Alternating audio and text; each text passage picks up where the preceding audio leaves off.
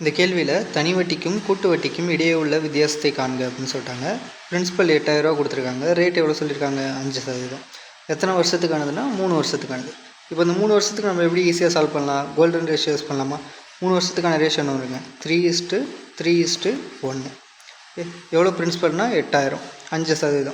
இப்போ 8000ல் 5% எவ்வளோ வரும்? 1%னா 80. 5 என்பது 400 வருங்களா? First cycle 400.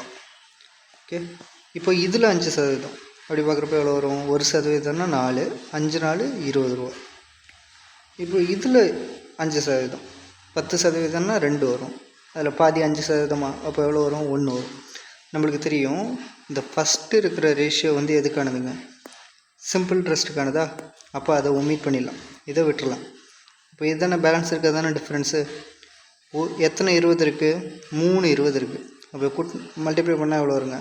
3 20 60 வருமா? 60 ப்ளஸ் ஒரு 1 இருக்குது, கூட்டினா எவ்வளோ வருங்க? டோட்டலு 61. அப்போ ஆன்சர் சி ஆப்ஷன்.